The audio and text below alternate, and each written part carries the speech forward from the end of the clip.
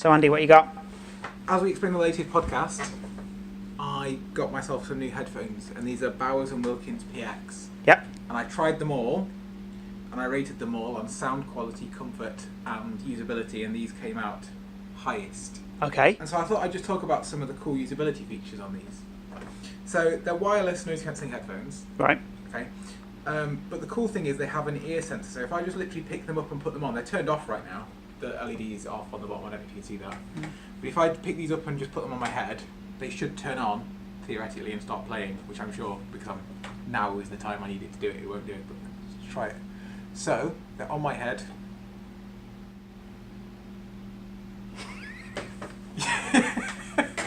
And of course now is the time they don't do it.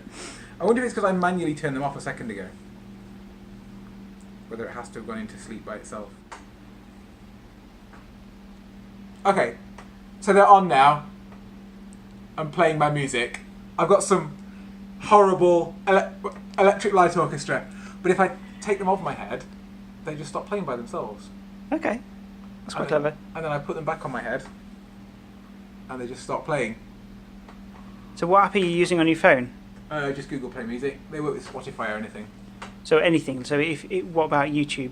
If you're watching a YouTube video? I think so. Should we try it? Okay, yeah. Let's try it. Let's get a YouTube video. So YouTube, here we go. What is it going to suggest to me? I think you'd have... Hilarious. A review of the Sony headphones versus these exact headphones. So let's see what they do. Right, okay, so there is a video playing. Okay, so it's playing. And if I pause, right? Yeah. Yeah. Yeah.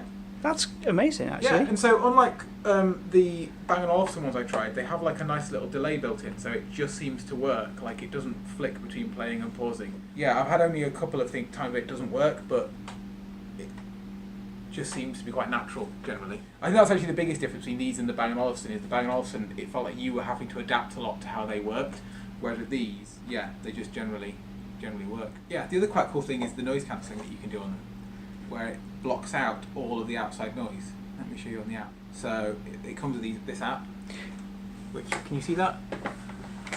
Is that going to... Just about.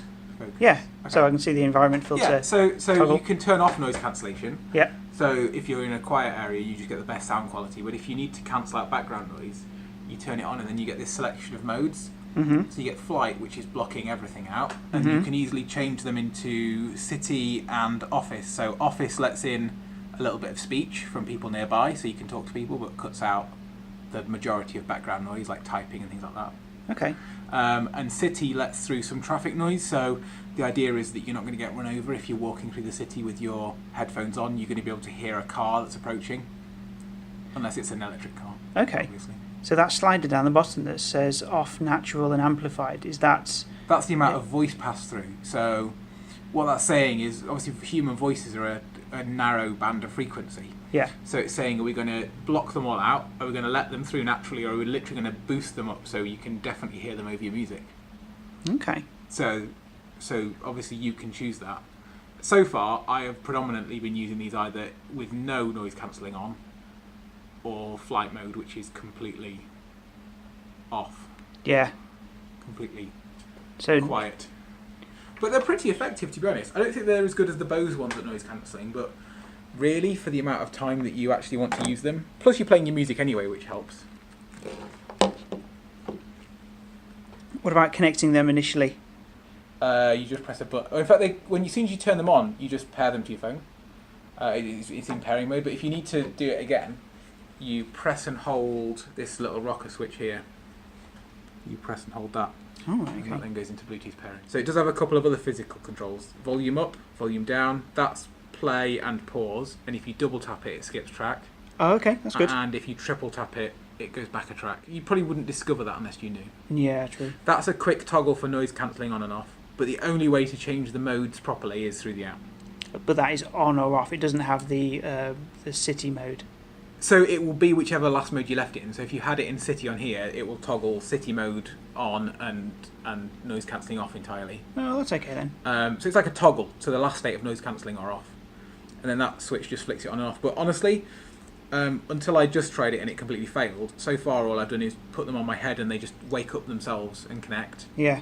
And take them off my head. And if you leave them for a couple of minutes off, they'll go. I think you might be going into standby now, maybe.